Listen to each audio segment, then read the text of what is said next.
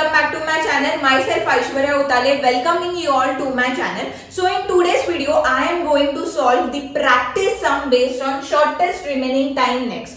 इसको pre-emptive SJF भी बोलते हैं, इसका सेकेंड नेम है. और जब भी नॉन प्रीएम्प्टिव एसजेएफ आता है तो जैसे पहले नॉन प्रीएम्प्टिव मेथड से करते थे, जो मैंने बहुत सारे सम्स किए हैं वैसे कर लो, बट इफ प्रीएम्प्टिव आया तो आपको ये ही मेथड से करना है. So let's get started with today's video. So in this question I have to find out the average turn around time and average response time. Okay, but उसके लिए मेरे को 3 फैक्टर्स दिए हैं, that is the process, arrival time और burst time दिया है. Now जैसे मैंने पहले भी बोला है एंड अभी भी बोलती हूँ कि ये सम में the main important criteria is the burst time. जिसका बर्स्ट टाइम छोटा होगा वो पहले एग्जीक्यूट होगा, बट ये मेथड प्रीएम्प्टिव से है तो there are certain changes. Okay, so अगर मैं ये प्रोसेस सॉल्व करने स्टार्ट करूं या एनालाइज करने के लिए I have to draw the giant chart. Okay, so this will start with 0. Then I will check कि at the 0 point of time की कोई मेरा प्रोसेस अराइव हुआ है मेरे रेडी क्यू में, तो yes, at 0 point of time मेरा P1 अराइव हुआ है. और कोई प्रोसेस है नहीं, बाकी के प्रोसेस 1 2 3 को अराइव होंगे, बट 0 को बस एक ही प्रोसेस अराइव कर रहा है, तो हमको फोर्सफुली P1 को एग्जीक्यूशन टाइम दिया जाएगा. बट ये मैं बस 1 मिनट तक चलाऊंगी या एक पॉइंट तक चलाऊंगी. ओके, नाउ जैसे P1 एक बार एग्जीक्यूट हुआ है तो ये 8 का 7 हो जाएगा, but at the one particular time मैं चेक करूंगी 1 बजे या 1 पॉइंट पर कोई और प्रोसेस आया है P1 को छोड़ के, तो yes I get P2. Now P2 मेरे रेडी क्यू में बैठा है. नाउ आई विल कंपेयर कि P1 का बर्स्ट टाइम छोटा है या बड़ा है P2 से, तो यस P1 का बर्स्ट टाइम बड़ा है. तो मैं क्या करूंगी, मैं मेरे P1 को हटाऊंगी मेरे CPU से एंड मैं P2 को बिठाऊंगी, क्योंकि P2 का बर्स्ट टाइम छोटा है और हमें क्या चाहिए, शॉर्टेस्ट रिमेनिंग टाइम नेक्स्ट चाहिए, मतलब जिसका बर्स्ट टाइम छोटा है वो लेना है. इसलिए मैं P2 को मेरा एग्जीक्यूशन टाइम देती हूँ और ये भी मैं बस 1 मिनट तक चलाती हूँ. दैट मीन्स ये 4 का 3 होगा. Okay, now again at the point 2 मैं अगेन चेक करूंगी कि और कोई नया 2 लाइक 1 एंड 2 को छोड़ के कोई और प्रोसेस आए हैं, तो yes I get the process 3. But now again I will compare this 3 burst time in तीनों का. स्टिल P2 विंस, तो मैं P2 को ही फिर से टाइम दूंगी. ये होगा मेरा 3 और ये होगा मेरा 2. ओके, नाउ जैसे कि 3 को पहुंची हूं, 3 अराइवल टाइम को मेरे चारों के चारों प्रोसेस आके बैठते हैं रेडी क्यू में. Then I will compare this 4 total process की किसका बर्स्ट टाइम छोटा है. स्टिल P2 विंस, तो ऑब्वियसली P2 को ही चांस देंगे, तो P2 अभी मैं पूरा एग्जीक्यूट कर सकती हूँ. But now the question comes कि मैम पूरा क्यों एग्जीक्यूट कर रहे हैं, हर एक पॉइंट को हम चेक कर रहे थे, तो वैसे ही करना नहीं. अभी क्या ही गरज है, अगर मैं 3 पॉइंट तक मेरे को पता है कि मेरे प्रोसेस में या मेरे सिस्टम में बस 4 प्रोसेस ही आने वाले हैं, तो और क्यों एक पॉइंट बढ़ा के मेरी स्केल को कॉम्प्लिकेट करूं.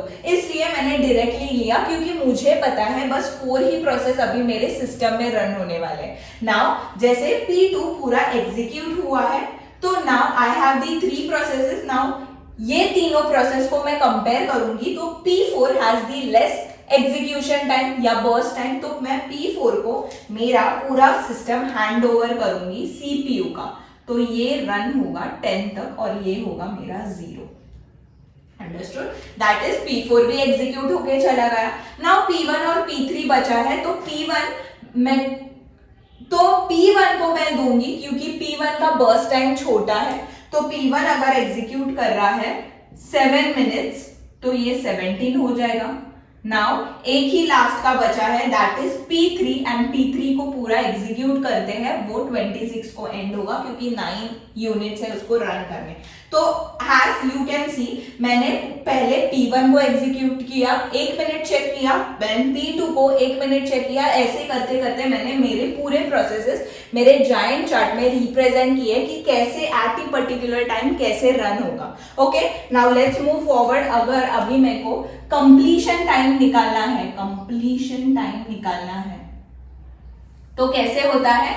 P1 का कंप्लीट कब हो रहा है, कौन से पॉइंट पर कंप्लीट हो रहा है? P1 दैट इज 17 को कंप्लीट हो रहा है, देन P2 कंप्लीट 5 को हो रहा है, P3 कंप्लीट 26 को हो रहा है एंड P4 कंप्लीट 10 को हो रहा है. Okay, now let's move to the turn around time. तो अगर मैं टर्न अराउंड टाइम निकालने जाऊं तो टर्न अराउंड टाइम क्या फॉर्मूला है? That is completion time minus the arrival time. Now P1 का कंप्लीशन इज 17 माइनस 0 करूं तो मुझे मिलेगा 17, 5 माइनस 1 करूं तो मुझे मिलेगा 4, 26 माइनस 2 करूंगी तो मुझे मिलेगा 24, 10 माइनस 3 करूंगी तो मुझे मिलेगा 7. Understood? Now I will remove the average turnaround time. तो एवरेज टर्न अराउंड टाइम में मैं क्या करती हूँ, ये चारों को ऐड करती हूँ. दैट इज पहले है 17 plus 4 plus 24 plus 7 divided by कितने number of processes, that is 4 which gives me answer 13. तो मेरा 13 ये मेरा टर्न अराउंड टाइम का एवरेज का आंसर है. Now let's move to the response time. कैसे निकालते हैं रिस्पॉन्स टाइम? बहुत इंटरेस्टिंग फॉर्मूला है. रिस्पॉन्स टाइम में मैं क्या करती हूँ, जब भी मेरे प्रोसेस को फर्स्ट टाइम सीपीयू मिलता है वो वाला टाइम लेते हैं. दैट इज सीपीयू जब फर्स्ट टाइम मिलता है वो वाला पॉइंट माइनस अराइवल टाइम लेती हूँ. नाउ P1 को फर्स्ट टाइम कब सीपीयू मिला था? 0 को मिला था, तो 0 माइनस उसका P1 का arrival time is 0 which gives me the answer 0. Okay, now P2 को फर्स्ट टाइम प्रोसेस या एग्जीक्यूशन के लिए सीपीयू कब मिला था? एट 1 को 1 माइनस 1 करूंगी तो इसका भी आंसर 0 आएगा क्योंकि 1 उसका अराइवल टाइम है. ओके, नाउ P3 को देखने जाऊं तो 17 को उसको पहले एग्जीक्यूशन करने मिला है, माइनस 2 करूंगी विच gives me answer 15. Okay, now let's move forward. तो P4 को कब मिला है? P4 को 5 को मिला है और 5 माइनस 3 करने जाऊं तो ये आएगा मेरा 2. तो ये उसका वेटिंग रिस्पॉन्स टाइम है. नाउ रिस्पॉन्स टाइम का एवरेज निकालने जाऊं तो 0 plus 0 plus 15 plus 2 divide by 4 करूंगी विच गिव्स मी द आंसर 4.25.